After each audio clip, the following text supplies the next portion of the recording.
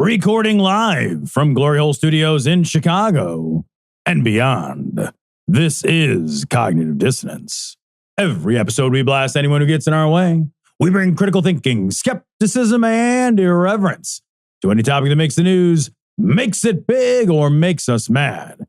It's skeptical, it's political, and there is no welcome mat. This is episode 634 of Cognitive Dissonance. And the fucking January 6th hearings, man, they are heating up. They're going like crazy, dude. They're going about as well as inflation. I will say, you know, what's nuts to me is I thought there would just be like 1 week. And so later on tonight, this is Thursday night, we're going to be doing a live stream. And we had originally planned to watch pretty much all of the first one this week, the first hearing that happened on Monday morning. And both of us watched it, and I had edited down, you know, sort of part of it because there's some of it that's just like repetitive and some of it is just procedural. Right. And so I added it all out. And I got down to about an hour and 40 minutes. Then today, out of nowhere, I fucking didn't realize this. I didn't either. They're going to have a new one. And so they had one today at 1 that I also edited down. So that one's edited down, but we're not going to watch both of them in full. We're going to presume that you watched most of the previous one that happened on Monday. And then we're going to watch that. That's going to be 25 minutes or so. And then we're going to watch the other one, live streaming it tonight. So we're live streaming it. I know that people who are listening to this is happening in the past. So we live streamed it on Thursday. If you're missing this, go catch it. We watched the whole thing as much as we could, and we talked about it. And I want to say, because I know that the January 6th House Select Committee members are probably listening to the show right now. Yeah, absolutely, yeah. Can you guys move this shit to goddamn prime time? Some of us are working. I know. And I don't know. What do you mean 1 o'clock on a Thursday? The fucking importance of this, it needs to be prime time. It really does. Like, I'm goofing, but it needs to be. It's not untrue that unless you're really dedicated to this news gathering process, that burying it in the middle of the fucking day or 10 in the morning on a weekday, it dramatically limits the exposure that testimony is going to have to people who should listen to it. And people who should listen to it is everybody. Yeah. And we should know if we almost lost our republic. You're absolutely right. And the people, there's going to be people who are, it's just going to get lost in the shuffle of the day. Yeah. And then it's going to get lost in the shuffle of the evening. Yep. And then they're not going to go back to it the next day. And then, you know, because they're going to be picking the kids up or they're going to be doing something else. They're going to be busy. You've got your fucking life or whatever. You work all day. You don't have time to watch it. Like, you can't, maybe you've got a job where you just can't listen even.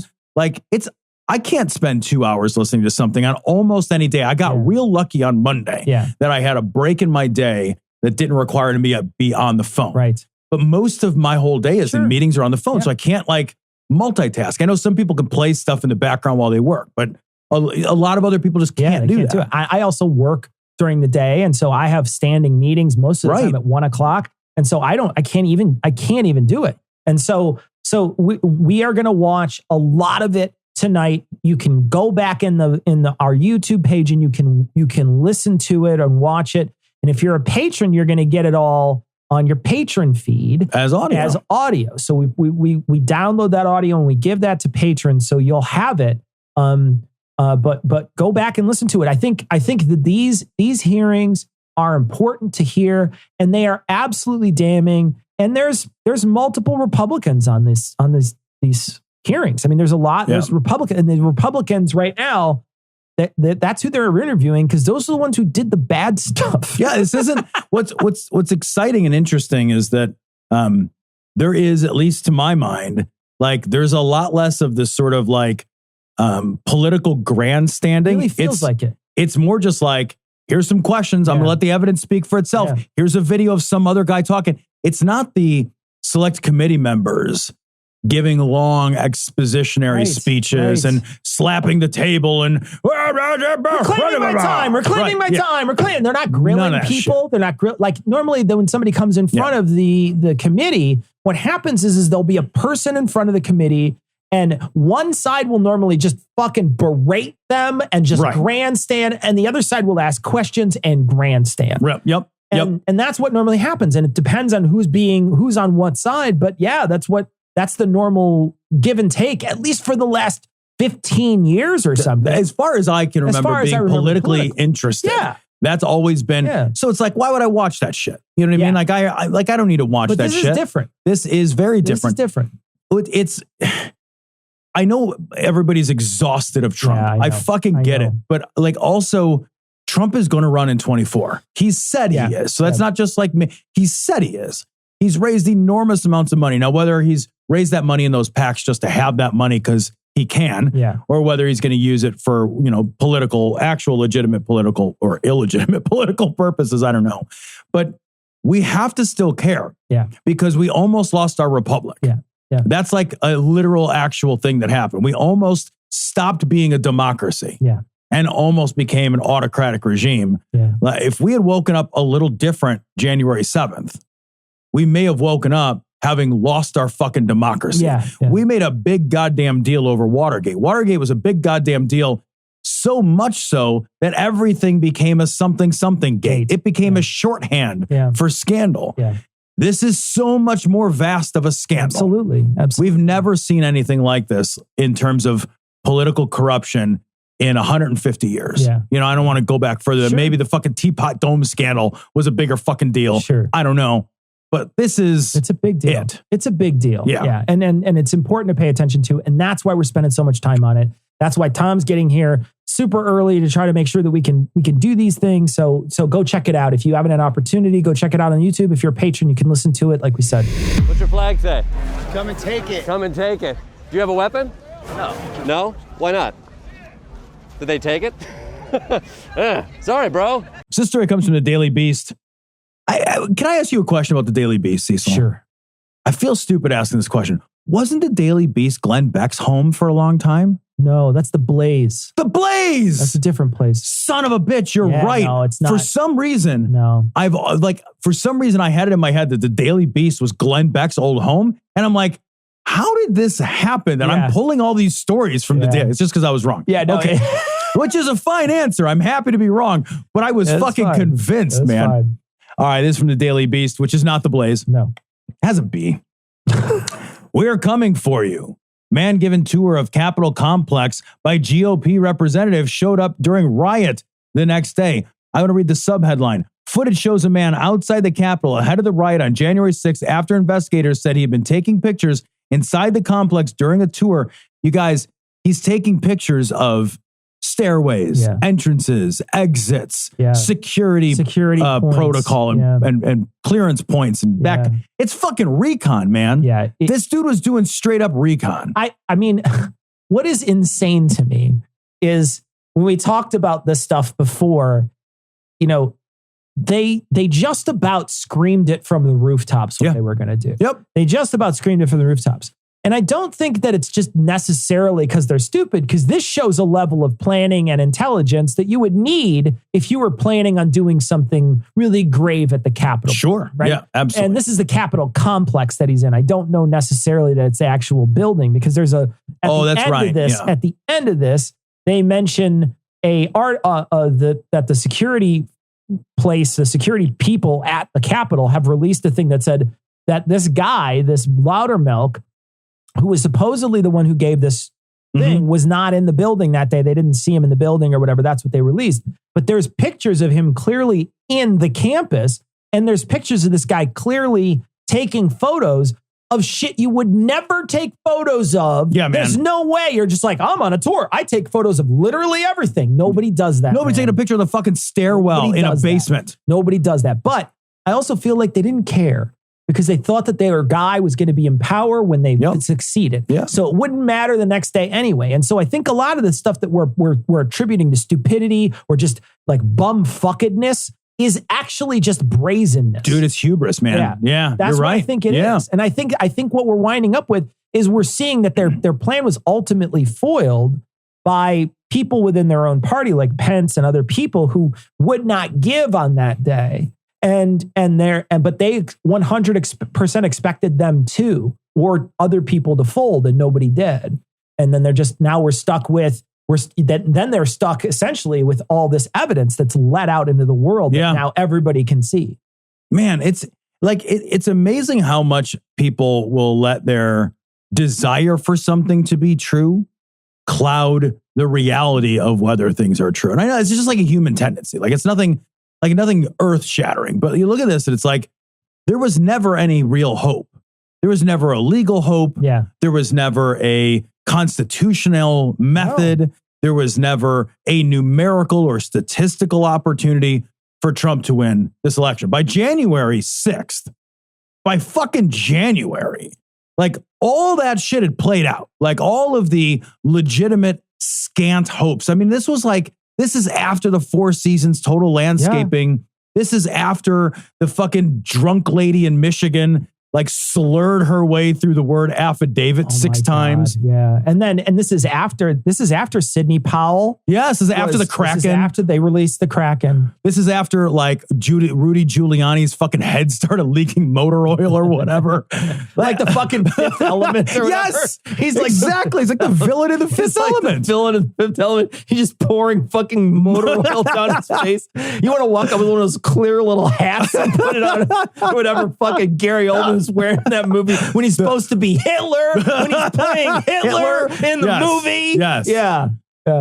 Also, real quick, whoever did the costume and set design for Fifth Element had the fucking best time. Oh, yeah. Because they were just like, you're giving me money and I'm spending it on the silliest shit I can find. It's the best, dude. I love that movie with all of my heart. The best part is silliest movie. The best part is that opera. Oh my God, yes. It's so good. It's so good. I just read a funny piece of trivia about that the other day, that they wrote that to be unsingable. Yeah. Did you read the same thing? And then the person came in and sang almost all of it. Sang like 75% of it. Almost all of it. And they were like, holy shit. And they only had to alter it a tiny bit to make it so that they could sing the whole thing. How unreal is that? That's amazing. It's like, I'm going to write an unsingable thing. She's like, you haven't heard the pipes on this bitch. It's unbelievable.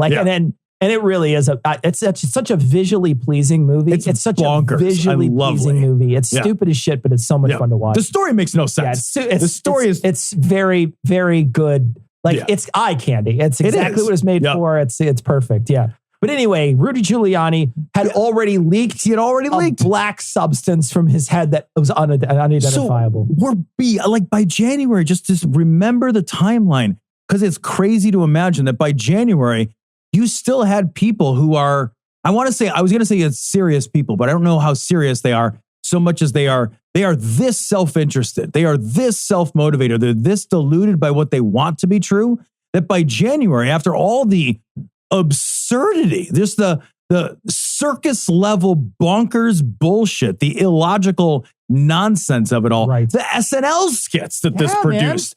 And there's still... They couldn't even mock them. That's how crazy it was, right? It was even hard to mock. It was so silly. What do you do after 4 seasons total landscape? How do you satirize that? What do you do? How do you satirize that? I don't even know. Like, it was amazing. It was so amazing. And it was... And you're absolutely right. This is after all that stuff. All of it. After all of it. So... Their fucking psychological need for this to be true was so massively demanding on them that they're still like, all right. You're right. We're going to, and that is the part that genuinely, just like from like a 30,000 foot level, I'm fucking floored by it. Yeah. I'm floored by it. Because at some point you got to be like, man, I lost.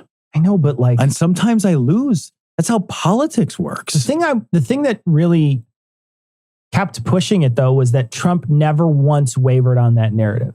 And he's one of the most important people in their mind. Yeah. So when the person who they think, one, they attributed to him a level of knowledge that he just didn't have. So they automatically presume, and I think everybody in the world presumes that the United States president has a level of understanding of what's happening in the world deeper than most other people, and understands secret things that are happening in the world. How much of that did Trump shatter for you? All of it. So much. Literally all of it. I don't think he knew anything that was going on. I don't think he knew anything about the world I didn't know or you didn't know. No, not at all. In fact, I think if he would have died and they went all the way down to me, like all the people in this cabinet, and they're like, Cecil's the next one. Cecil, come up.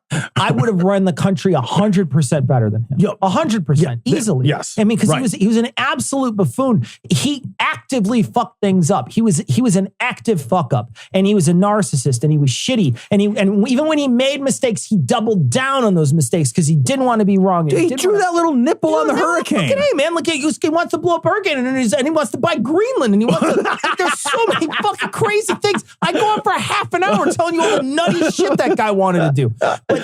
But he's a guy who you think understood stuff. And so when he spoke to his crowd, they all made the presumption that he did have some sort of secret knowledge. That when he was saying Mike Pence can do this stuff, he really did think about it ahead of time and really did ask the top people to figure this out. And so is it 100% their fault that they listen to the guy who's like one of the most powerful people in the world? Of course I blame them for their shitty actions. And of course I blame people for being terribly misguided and voting for him, right? I blame all those people for doing that.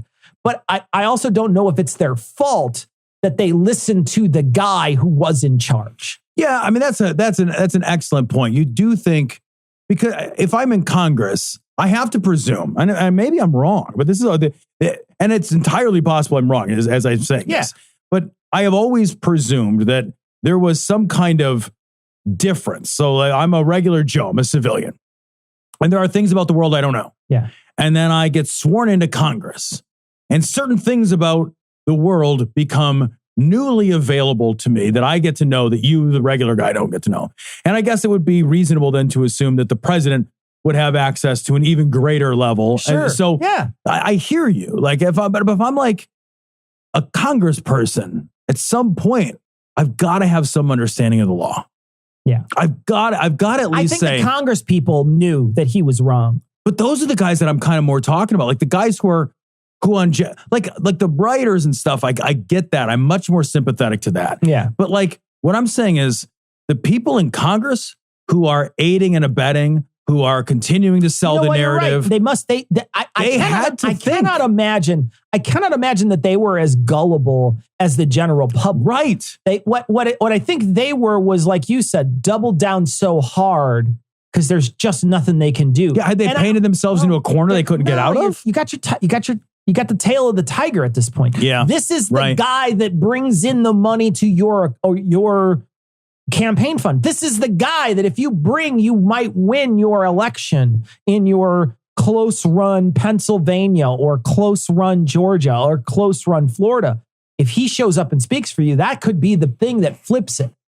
So you've got to, in some ways, suck it up and be like, well, if he says it, then I guess I got to go with it. And it really feels like very mafioso. That's the thing is it has to. I totally agree. It's like, because they're doing all this stuff on January 5th and 6th, right? Yeah. They're doing all this stuff to make the impossible. What they have to know is structurally impossible. Yeah. But they're doing all this stuff to try to make the impossible possible in order to like please their dad, you know? Like they're trying to get their fucking approval of their fucking withholding father. Right. Fucking weirdos. Now U-Haul even rents motorhomes, camping trailers, and boats. Perfect for Nazis. Honey, after you finish painting, let's go catch some big ones. Thanks, U-Haul. This story comes from Vanity Fair. This is a bigger deal than I think it got press for. Yeah. I saw this a handful of places, but I'll tell you, this should be a huge deal. U-Haul full of white supremacists preparing to disrupt Pride event arrested in Idaho. The reason I think this got less press attention than it did is because it was in Idaho. Yeah. And I am joking a little, but only a little. Yeah. Idaho is such a small potatoes country. State, not country. They're a little fry. They are. Yeah, oh, sure. Man. I don't want to waffle about it. But they're this is a great mashup. All right.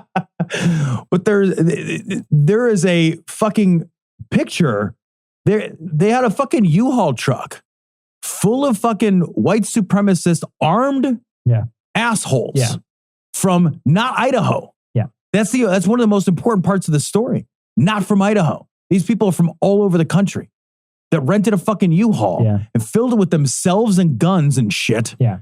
And they were headed over to the fucking Pride rally. Yeah. And then they were going to start some trouble. Right. Well, they weren't showing up to march like they weren't in lockstep. They weren't going to check their Grindr profile. Right. But I bet some of them did. I bet you some of them did on the way. I bet you some did on the way. Yep. But here's the thing, like Like this sort of thing happens when you use language around the LGBT community that dehumanizes them enough for people to think that they're a target that needs to be damaged and eliminated.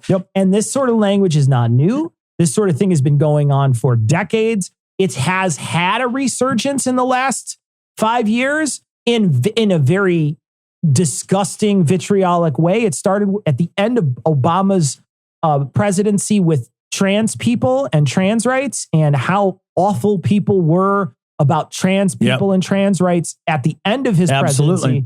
And then it rolled itself right in at the very beginning of Trump's presidency. I don't know exactly how much Trump did this, but I genuinely know that Trump otherizes all kinds of people. Oh, absolutely. People take this as a cue. You know, you're exactly right. The new sort of order of the day, and this is what we should expect to have happen, right? We should not expect anything different. This is the most predictable possible outcome. When you have an entire infrastructure, power infrastructure, feeding an idea that people within the LGBTQ community are grooming children for sexual predation. And that is their language, and that is their narrative, and it's all over the place. It is absolutely fucking ubiquitous now from the right. This is Pizzagate, right? And what it does to some degree, and the part of this that's so morally reprehensible, is that if you believe this narrative, and it's a false, garbage, fucked up narrative that relies on prejudice. And this narrative is not new. Right. The idea that they're pedophiles, that gay people are pedophiles is not new. Been floated forever. Been floated forever. But the sort of reselling, the repackaging and reselling of this story, you know, if you believed it, if I believed that there was a pedophile in the basement next door, I would be morally obligated to kick that door down or to interfere or to intervene. Sure. Right. The problem with this narrative is that it's hateful and untrue and bigoted, but also that it preys on the morals of people who want to do the right thing, which is to protect children in the face of a horrible sexual abuse. We should be kicking in the doors of churches, right? Because that's where it's happening. Yeah, right. Yeah. You know, there was another scandal. I didn't even put in the show notes. There was another scandal in the German Catholic Church that popped this week. Sure. But it was so repetitive, Cecil, that most of those never make it to the show notes. I mean, you could replace the place name and a couple of priest names, and it's the same story. It's literally the same story. The default assumption should be if the Catholic Church isn't around, they're probably diddling somebody. Raping There's kids. probably diddling somebody right now. 100%. But I think you're right, and I think that the dehumanization of the LGBTQ community, really what it does is it allows people to stop thinking about them as people. Yes. Yep. And so not only do they have the moral obligation to do something because they're being prepped to do something because they think that, you know, there's some sort of action that needs to be taken, they're also going to use more force because they think those people aren't people. Yeah, absolutely. This is the same. Every nation that is at war with another nation does this in order to create the possibility for their soldiers to take action, right? So we have a difficult time teaching people to kill other people that are just like us, that we love and see as equals. We have a much easier time teaching a generation to kill people who can be identified with some racial slur. Sure. You know, and we did it with Germans in World War II. You do it with the Japanese in World War II. We've done it with the Koreans, the Vietnamese. We've done it with the Iraqis. The list of slurs and dehumanizing language is essential to weaponize the minds of young people. Yeah. It has to be done. You can't create any kind of soldier, whether that soldier is an institutional soldier like an army personnel, or whether it's a Christian nationalist that you're trying to weaponize. Yeah. It's a tool of weaponization. Yeah. I want to mention too, that afterwards, I read another story, and now this isn't in this one, at least I don't think it is, because this is a real short article in Vanity Fair. But in the one I read, they talked about the police department getting death threats afterwards.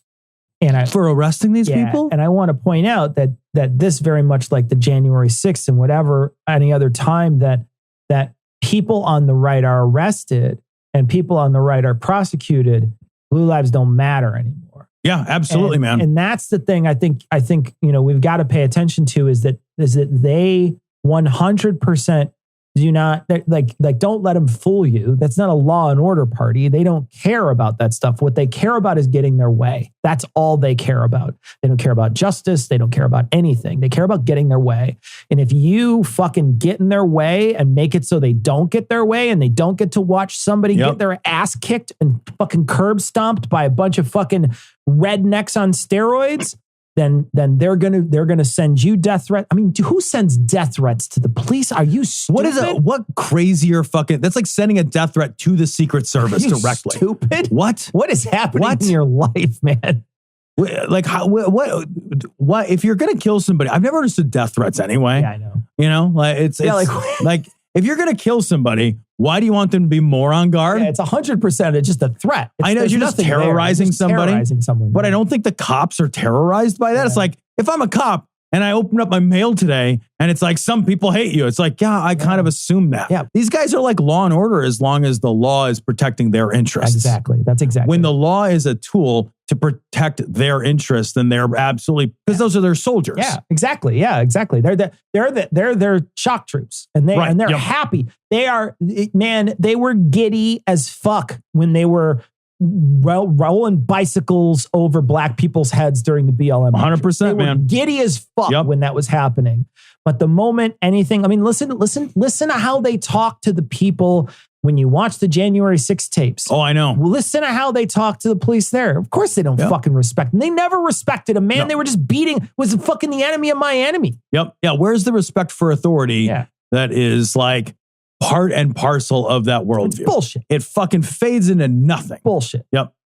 And I don't believe that the right has a real respect for authority either. I don't either. I don't buy that. I don't buy it. I don't buy it. And I think they're all fucking liars. Yeah. I just think they're happy to watch somebody get beat up that they don't like. Dude, it doesn't matter what it is. It doesn't matter who they are. If they don't like you and they watch you get your ass kicked, they're happy about it. They're fucking happy about you're not wrong at all. Go to Reddit sometime and go to the fight subreddits or the ones where people are acting out and read the comments.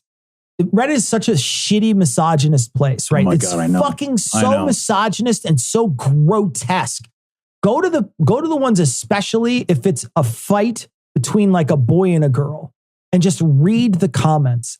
And they're so grotesque and misogynist all the time. Christ. And the thing is like I recognize you shouldn't be hitting people, right? Let's sure, right, yeah, right. But like a girl will smack a guy and then a guy will like literally knock her fucking out like cold. Yeah. And they love it. Yeah. And there's just like 50 comments Reddit loves that. Reddit loves it. There's loves 50, 100 comments where someone who literally could do no damage to you gets fucking... It gets put on fucking life support. Yep. Because you move the tiny bit of your energy into that punch, and you could probably kill her. Yeah. And they're like equal rights, equal us. I've read the same stupid shit, and it's and these guys are there's no proportionality or context. There's gross, and they love to watch people get hurt that they either want, probably, right? Or they don't like. Yeah. They resent for something, right? They love it. And that's a place that breeds it. There's a lot of places that breed it.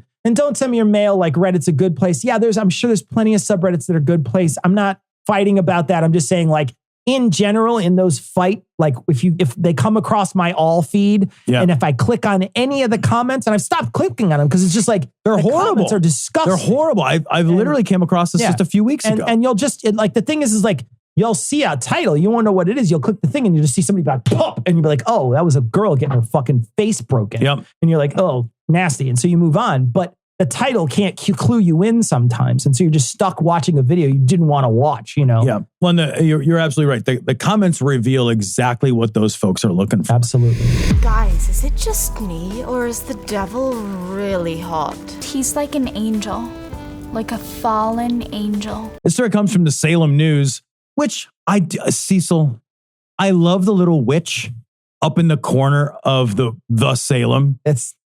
Tom, I just love it so much. Put this it's on the screen. Adorable. I'm going to put this on the screen so people can see it if they're watching.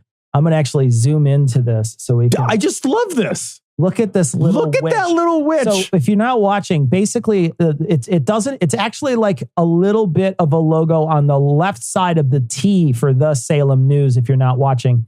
And it's a little witch flying basically in front of the moon on her broom. And it's outstanding. I love it. It's outstanding. I love everything about it. I want to work for the Salem News because I want the t-shirts. Yeah, of course. They need to be wiped out. Satanic Temple arson suspect told police. I think you got to read some of this, Tom, because what he's saying. Yeah, I'll just read. This is a short enough article. I'll read it. A Chelsea man took a bus from downtown Boston to Salem on Friday night and then followed GPS walking directions to the Satanic Temple on Bridge Street with one thing in mind. They're devil worshippers. Damian Lucy, 42, told Salem police detective Wesley Regan. Your mother sucks cocks in hell. Yes, thank you. Can we have more references, though? That's a different movie. We've got Damien. We've got Reagan. We've got... okay. That's The Exorcist, yeah, right? You're right, yeah. I'm thinking of it. What's the Damien one? That's the Omen. Damien is the Omen. The Omen. Yeah. Right. So we've already got... He's the little kid with the bowl haircut?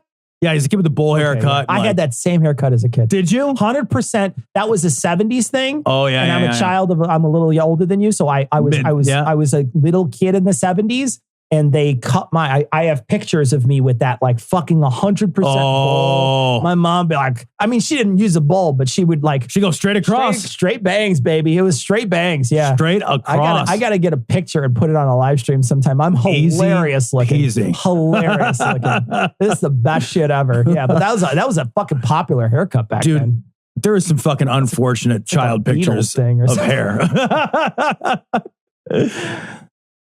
Their devil worshippers, said this guy.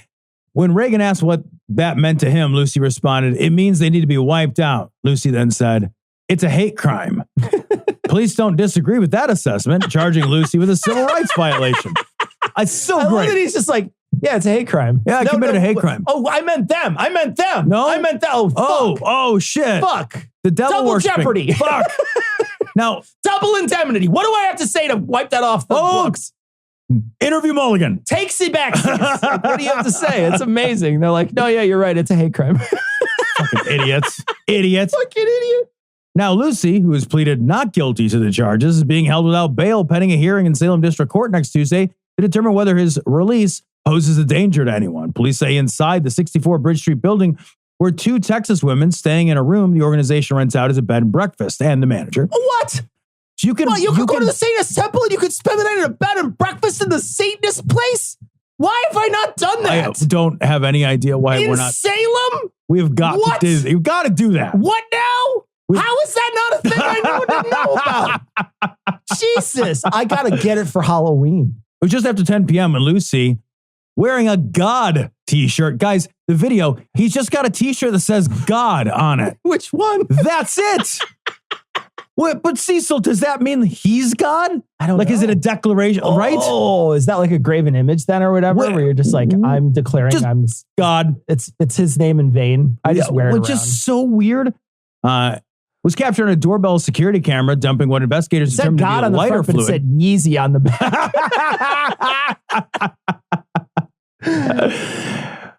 He dropped some lighter fluid on the porch of the building, dropped his backpack on it, and then setting the fire. He told police he didn't know there were people inside, but if they were devil worshippers, he wouldn't lose sleep over it. Oh, what a fucking treasure this guy is.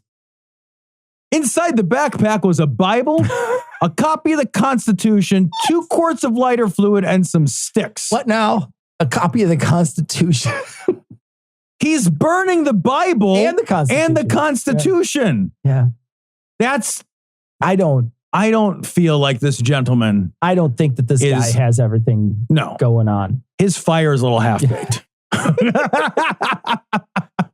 Then, I love this too. As officers arrived at the scene, they spotted Lucy standing in a crowd of onlookers. That's amazing. About 100 feet away from the fire. Something the police say is common for arsonists.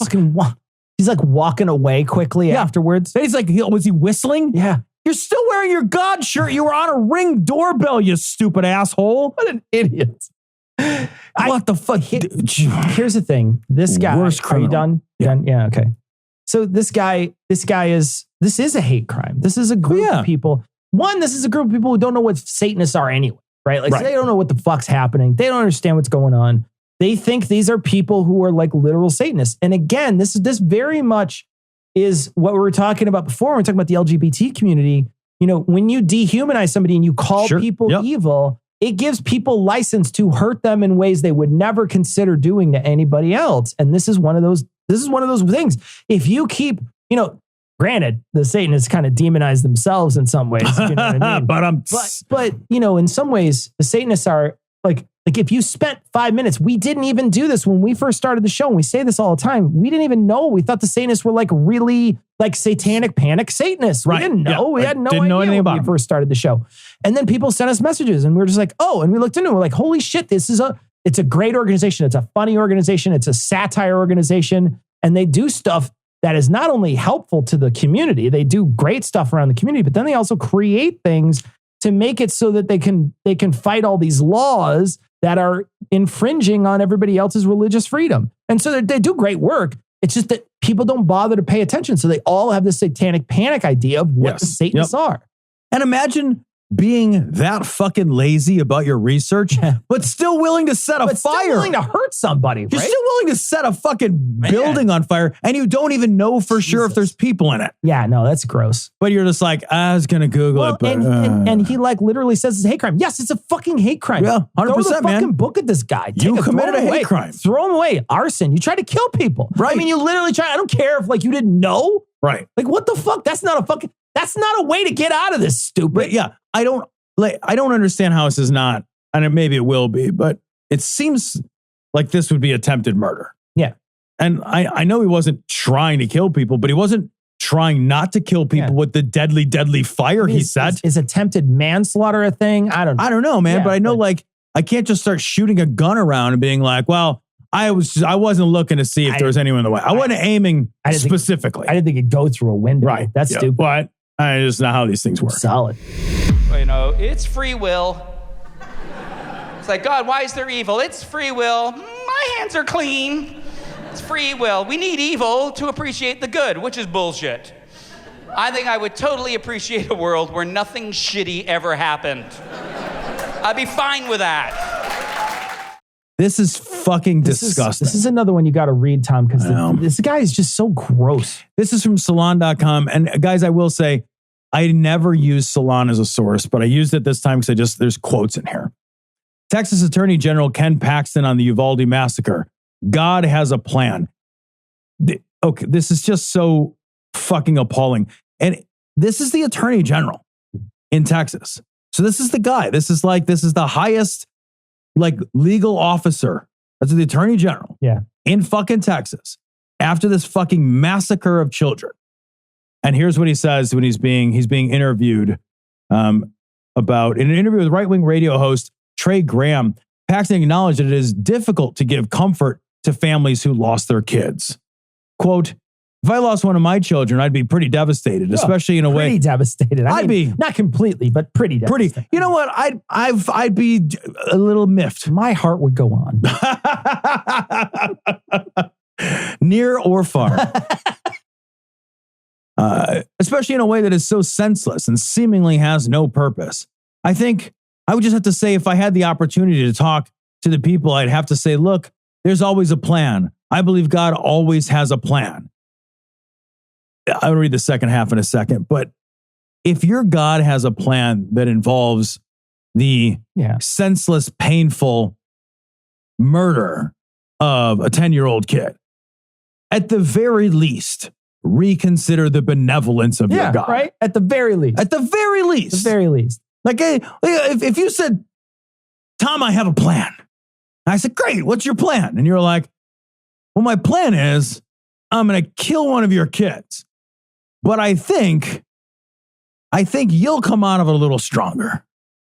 One, why do my kids have to suffer in order for me to grow? Yeah. Right? That's insane. Right. This sort of like excuse for blood sacrifice is just baked into Christian religion, right? Yeah. It's like, well, you know, these terrible things happen because we process everything through the lens of how it affects us. Right.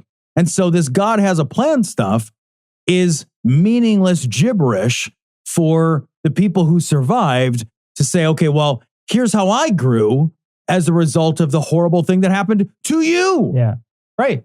Well, I wouldn't want terrible things to happen to you in order for me to grow. I would be an inexcusable cost. Yeah. It feels like religion was created so that people would have less survivor's guilt. Yeah. Right? Yeah. Feels like something like that. It's a gross way to think. And you're right. The very least you want to do, but Jesus, if that's your God, we're just like, no, man, I totally killed your kid. Yeah. Right? Eggs on your face. Don't you feel stupid for loving him in the beginning? It's just prank war. It's like, and I got a website about him now too. Yeah, but it's a disgusting, and this is not like, here's the thing, man. Regular jamoke can say this all they want. This is the fucking Attorney General of Texas, man. Yep. This isn't a small guy. This is a guy who uses his office as a way to promote his shitty blood god religion. Yep. Absolutely, and man.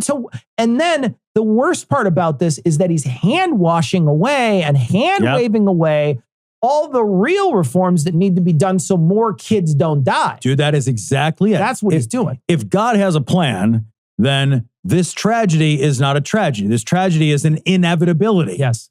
And so why should we stand in the face of theocratic inevitability? Exactly. Yeah. Like that's not what you do. If you're not going to, are you going to spit in the face of God? Yeah. Are you going to say God has no plan? Why are we going to fix a problem that is really just God working in his mysterious way? Get this is a way for you to do nothing and be all out of ideas. Yeah. Well, it's a way for you to do nothing, still look righteous, and still look like you care. Yeah, man. And it's bullshit. And it's all bullshit. All bullshit. You don't fucking care. You don't care. You don't care if you're not going to do anything about it. Yep. I genuinely feel like that. I feel like if you're not going to do anything about it, if you're going to have an office like this and you're going to try to actively hand wave this away as nothing and we shouldn't do anything about it, you're not a good person. You're genuinely a bad person. 100%. You're genuinely a bad person. I 100%. wish only the worst things for you. Yep. Yeah, I think you're a terrible human being. Because this is every day there's a reality in the United States that every day your kid could go to school, and I don't care what school it is, and they can get murdered at school.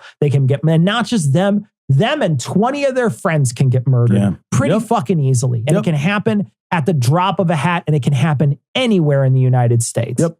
And because there's no real laws to stop it pretty much anywhere. No. And anytime there is one, immediately there's a Supreme Court case to knock it down. Yep. Immediately there's all these people that come in and want to protest. And, they had an anti-gun protest in a couple places, and these people go in and do open carry exact same time to go push into that crowd with their guns to show. With the NRA conference, those people were getting attacked outside and pushed into with people with guns or people who were promoting guns. So it can happen anywhere. It can happen literally anywhere in the country because there's nothing to prevent it from happening. Man, and we are absolutely unwilling to do anything meaningful about this. Yeah. Like we're doing these like enhanced background checks now. Like a law is pending, right? And it may actually go through, or we'll do some enhanced background checks, or we'll have some mental health counseling, or we'll make sure that like some people have a harder time retaining guns through red flag laws. Right. Those things aren't nothing. Those things are worth doing,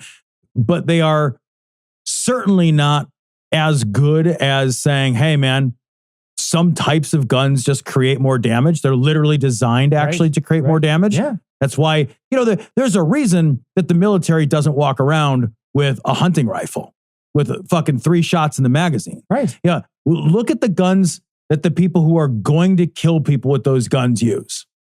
So look at the guns cops arm themselves with. Look at the guns that the military chooses to arm themselves with. There's not a lot of these that I can think of where somebody had a bolt action. Right. I mean, don't get me wrong. I think if you were really good with a bolt action, you could probably kill several people. You certainly could. But I don't think you could kill as many people as that guy who was 2-fisting pistols down at Virginia Tech. No, man. With those extended magazines? Yeah, man. Absolutely not. He had clips on him that he could easily quickly change. You have these other people who have extended magazines or even just regular length magazines on assault weapons that are so easy to clip and change. I mean, and they require no training. No training whatsoever. No training. It'll take you an afternoon to get good shooting. Yep. An afternoon. Yep. At best. Yeah. I mean, we've seen a couple of instances in the past, like 3 weeks or whatever, where these folks did not own these guns, a week before the shooting, they buy these guns. Yeah. So there's no proficiency issues here. That's nonsense. Yeah. So, but like this attorney general has the authority, to your point. He has so much power. Yeah. And instead, he goes on to say, life is short no matter what it is. Holy shit. What a thing to say about dead 10-year-olds. Life is short. Life is short. Motherfucker, you got to live past 10. Yeah. Yeah, right. You didn't die. You didn't get fucking shot with a 223 round. Yeah. Get the fuck out of here. And certainly we're not going to make sense of, a young child being shot and killed way before their life expectancy. So this is Louis Gohmert. Later on in the article, Louis Gohmert says, and he's a Texan. He says, this is during a hearing. He says that the answer is more prayer.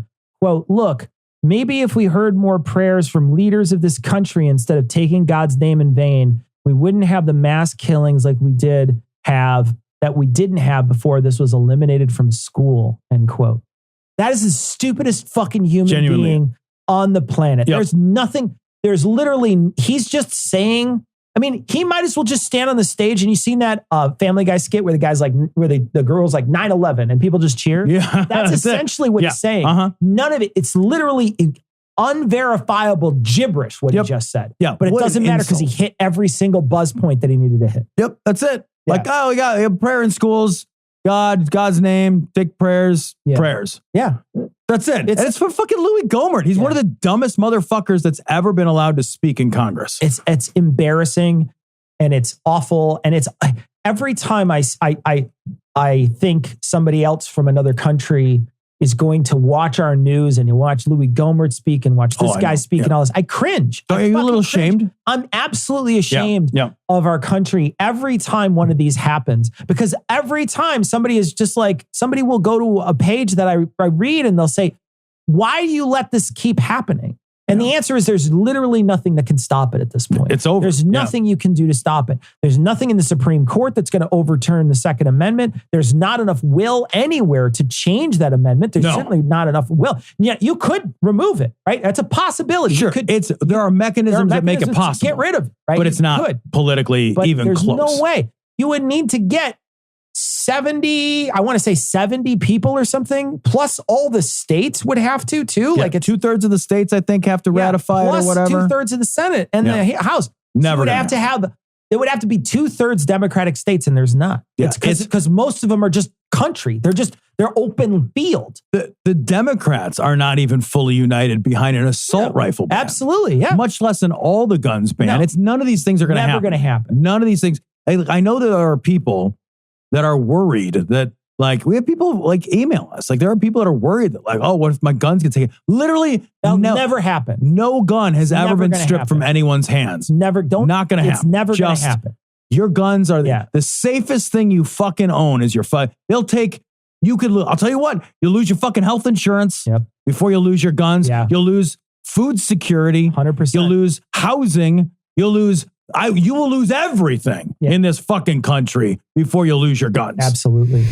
You are by far the dumbest, most pathetic piece of maggot-eating shit that has ever slid from a human being's hairy ass. This is just gross. I can't believe this. Yeah, this is disgusting. This story is from ABC News. Fox Sports doesn't show Jeopardy champ Amy Schneider throughout the first pitch. Instead of carrying her toss during Saturday's Dodgers-Giants telecast, NASCAR driver Kurt Busch was shown in a pregame ceremony from Thursday. Yeah. And that's because this is a trans person. It's a trans person. And so they decided they literally cut away. Everybody else, would show it, but they cut away. Yep. So that they wouldn't have to show it. And they show it all the time. They show the first pitch all the time. They didn't show it this time because they just don't even want to show it on TV. Like, they don't want to show a person exists on television. That's it. Are you that fucking fragile, man? Yep, I know. Holy shit. Yep. This is, we talked about this last week, and it was part of the reason I wanted to include this story. Fox does not report news. They shape a narrative. And, it can be argued that all editorializing, even editorializing by omission, which is what this technically is, performs that same function. But Fox does this to such a degree. Yeah. And it is a degree that nobody else even comes close to. You're right. It's not even remotely close to literally erase a woman from existence because that person doesn't fit a profile of acceptability for their audience. And they don't fit the profile of acceptability for the audience because Fox has shaped that unacceptability. Fox has sold them that unacceptability, and they continue to do it.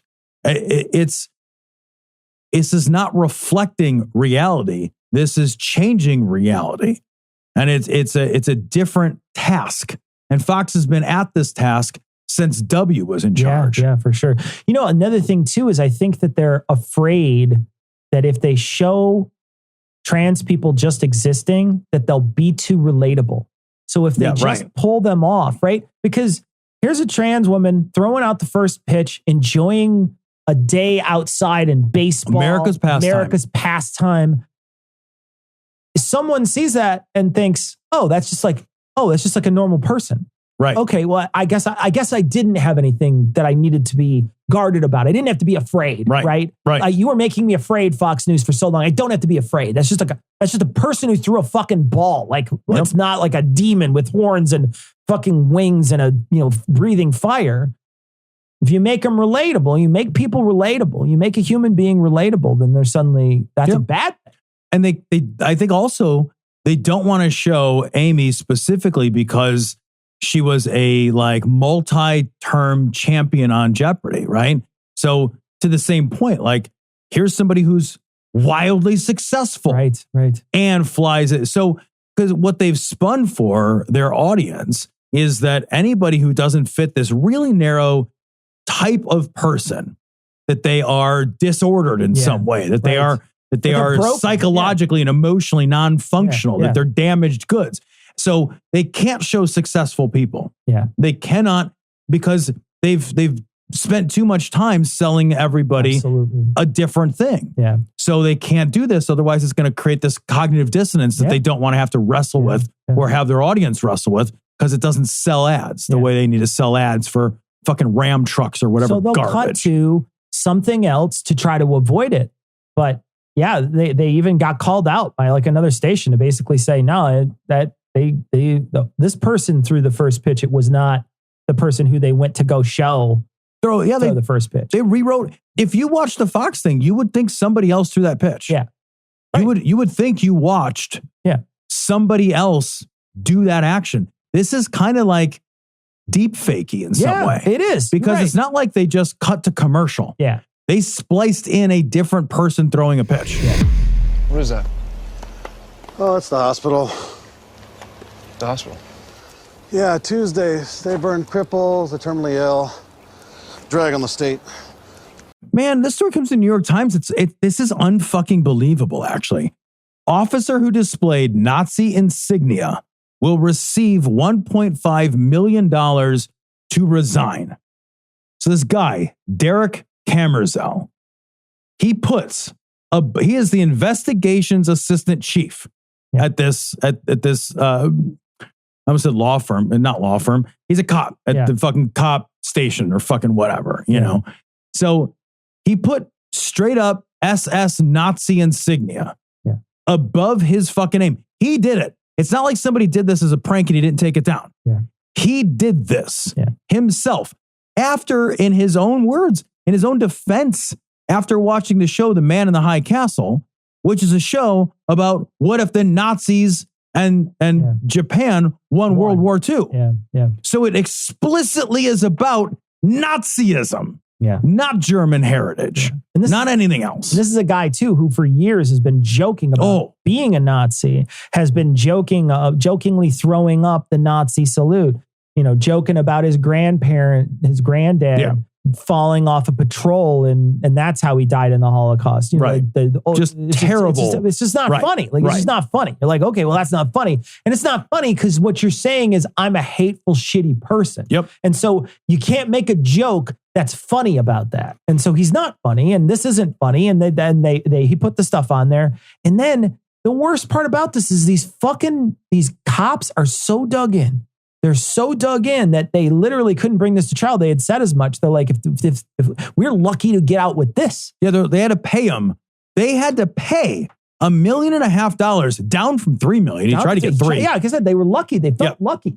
So because they suspended him on paid administrative leave. Yeah. So they gave him a paid vacation while they investigated this. Then they said some bullshit, and the article didn't go into it. Didn't make any sense to me. It basically said like, because they suspended him already, they couldn't fire him. Double Jeopardy. Because it was like double Jeopardy. Yeah. And I'm just like, that doesn't make any fucking sense. You suspend somebody to investigate, then the investigation. It doesn't make any sense. I don't understand it, but whatever. So this guy gets a payday. Yeah. He gets $1.5 million payday to quit his job. I'll quit my job for $1.5 million tomorrow. Man. Jesus. Tomorrow. And I don't even have to, I won't even put hateful, mean-spirited, bigoted, racist shit on my fucking door. Keep everything in my desk. Oh, I know, man. I've always said, like, if I win the lottery, like, I'm not even coming back for my family photos. I don't give a fuck. I don't care. I can reprint it. I'll reprint it. I'm good. I wouldn't even call in. I would not even call to quit. I'd make them hunt me down. I would just hire a private investigator. I would just leave. I just wouldn't. Nah. Like, I'll fucking ghost that shit. No way. Yeah. I literally send them a peace sign in the mail. That's it. Fuck you. But this is one of those things, though, that you see, you know, it also has a stench of cops protecting cops in this. Oh, fuck yeah. You know, because it's like, oh, well, who's going to hire the lawyers? Well, a bunch of cops are going to hire the lawyers to protect themselves against the cop that they're firing. Yeah, the union. And so you're like, okay, well, yeah, chances are they're probably going to get favorably treated. You know? I mean, yeah, you're down from 3 million, but you're down from 3 million to $1.5 million. Fucking A, like, yeah, it's a lot of money, but to get $1.5 million to not work at your job anymore? Man, if this happened to not a cop. Yeah. They'd be just fired. You would be out on your ass in a second. It's so funny because you're absolutely right. It doesn't matter what your job is. Yep. And that was what I was joking about, like my job.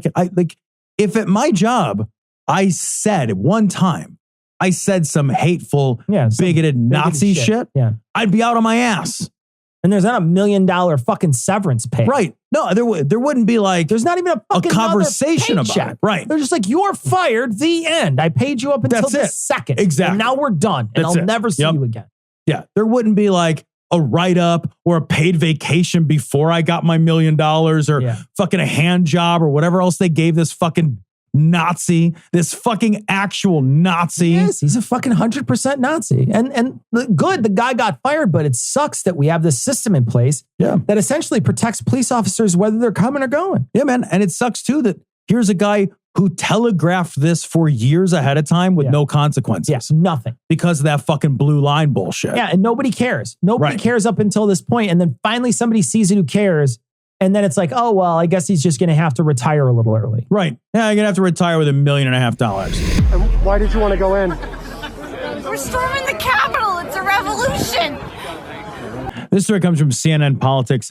9-page plan to occupy congressional buildings on January 6, 2021, released in court filing.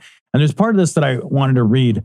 The plan envisioned using covert sleepers to set up fake appointments in federal buildings and then having people rush the building. We have the ability to target specific senators' offices. The plan also included handing out flyers to demand a new election on January 20th and to warn prominent Republicans, including then Vice President Mike Pence and Senator Mitch McConnell, that, quote, we are people. We the people are watching you, end quote. It's literally a shakedown. It's a threat campaign. This is a coup. Yeah. It just failed. Yeah. They were trying, like, it's more planned than I thought it was. So much. Yeah, man. Because when I would agree with you. When I watched it the first day, I came home. I went out that day and I came home. I was on break. So I was on break from work. It was, I was out and I came back. And as I walked in, my wife was like crying because, you're watching essentially a coup. Yeah, happening. And I was like, calm down. It's okay. I'm like, we'll be fine. I'm like, don't worry about it. I'm like, it's going to be fine. And I didn't really know what was going on. Right. I just wanted to calm her down, to see what happened. And I watched a little bit of it. And I'm like, and when I came in, they sort of already started pushing them out. Okay. So yeah. Right. So outside. And so I was like, I don't think anything's going to happen. I think right now we're okay. And then once the story started coming out and they started showing video of these people walking around, staying in between the lines. Yeah, I thought it was comical at first. It felt like a joke. Yeah. Right. So you watch it and it feels like a joke. And so for the longest time, I felt like it was kind of a joke. It was like the dog that finally caught the tail of the bumper on a car. Right, yeah. And I didn't know what to do. Doesn't know what to do. It's like, I didn't think this would work. And now they're stuck. And that's what I kind of felt like. They barge in and then they thought, I didn't think this would work. I think a lot of people felt that way for a few days. I don't think that that's the wrong thing to think about for the bulk of the people. I think that they were actually very happy to let all those people be bumbling and goofy, because if they would have been in place to do all this stuff and been a little more coordinated, they could have done some real serious damage and some real problems. Yeah, I felt the same way because I watched the guy carrying the podium, and I watched like guys like snapping pictures. I didn't see the video until the Times investigation, maybe a week or two later, where it showed the people pushing and screaming and fighting and spraying each other with mace. And like that kind of violence that was real and was there and was really the danger is the essential day. I didn't see that stuff. Like I saw initially the goofy shit, stuff. And I was like, God, these guys are fucking incompetent. They're even incompetent insurrectionists, but they were only barely incompetent, man, because there was some real planning and there was some real organizational talent involved. And they had plans, man. They had real actionable plans to subvert the will of the American people, destroy our democracy, and take over this country and install an autocratic regime unelected by the people. They had planned on, the more stuff comes out, like we're watching these hearings, they're talking about the guns that were nearby. They're talking about, they planted guns nearby. Stash houses, stash hotels. So just like, man, they were going to go get guns somewhere. And then they're like, they're talking about these things. They're talking about, we talked about the first story we opened up with Loudermilk giving them a tour around, and they're taking photos of this place. There was more to this than they've let out since the beginning. Yeah. And they kept this under wraps for all this time, so that now this stuff is starting to come out and you're like, holy shit, that was like a real danger. And jokers like us who didn't know anything. Yeah, right.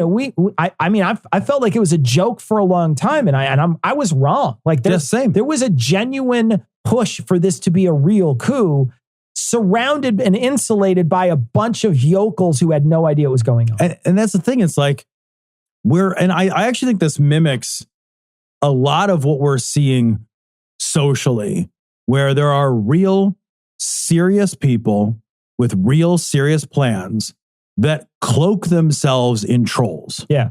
Whether those trolls are physical trolls, like in the case of January 6th, a lot of fucking, just like you said, like just fucking complete numbskulls with no planning. And they're just, but like there's a core, there's a rotten core at the center of a lot of this sort of like trolling that is organized. Yeah. And that is absolutely specific and purpose-driven and has goals, terroristic political goals in mind. I think you see it with the incel movement. Yeah. I think that I think you see it with the Q movement. I think you see it with this January 6th Stop the Steal bullshit. Yeah. I think you see it time and time again, where if you can cloak the trajectory of your planning with enough of the sort of massive ball of trolling bullshit, it's deflecting. It's like a fucking invisibility shield of stupidity. Yeah.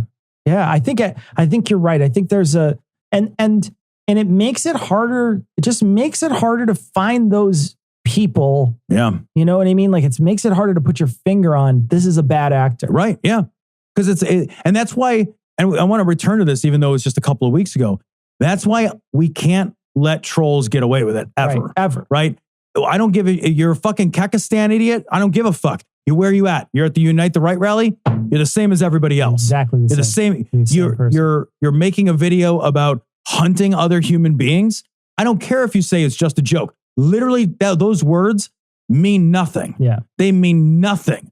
The idea that we can joke our way out of responsibility, real responsibility is nonsense. Yeah. And it is absolutely clouding our ability to see that the rotten core of this is Proud Boys and fucking white supremacists and Christian nationalists. They are animating and funding and organizing All of this, whether it's the fucking trucker convoy shit, and I don't care how many fucking memes and dog coins or whatever fucking nonsense you wrap around this stuff. This is real. Yeah. So like, get rid of the idea that somebody's just joking. Yeah. Never again is somebody just joking about hateful, evil, violent shit. That's gone.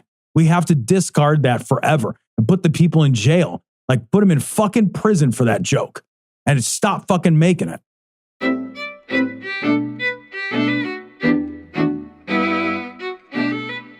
So I want to thank you for joining us here on YouTube. You're able to see some of this stuff that we're putting on the screen and whatnot. So thank you for showing up. Thank you for hanging out. Thank you for writing in your little stuff and for, liking and subscribing and sharing this with your friends. Channel's growing, so with your help, we can keep tricking the algorithm into this being something watch-worthy. So please help us do that. Comment, like, subscribe, all that stuff. Thanks for coming. We're going to leave you like we always do with the Skeptic's Creed. Credulity is not a virtue. It's fortune cookie cutter, mommy issue, hypno-Babylon bullshit. Couched in scientician, double bubble, toil and trouble, pseudo quasi alternative, acupunctuating, pressurized, stereogram, pyramidal, free energy healing, watered downward spiral, brain deadpan sales pitch, late night info docutainment. Leo, Pisces, cancer cures, detox, reflex, foot massage, death in towers, tarot cards, psychic healing, crystal balls, Bigfoot, Yeti, aliens, churches, mosques and synagogues, temples, dragons, giant worms, Atlantis, dolphins, truthers, birthers, witches, wizards, vaccine nuts, shaman healers, evangelists, conspiracy, doublespeak, stigmata, nonsense. Expose your sides. Thrust your hands, bloody, evidential, conclusive. Doubt even this.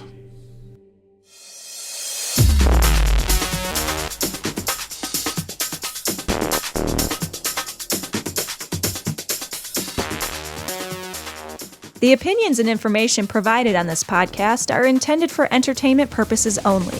All opinions are solely that of Glory Hole Studios, LLC. Cognitive Dissonance makes no representations as to accuracy, completeness, currentness, suitability, or validity of any information and will not be liable for any errors, damages, or butthurt arising from consumption. All information is provided on an as-is basis. No refunds. Produced in association with the local Dairy Council and viewers like you.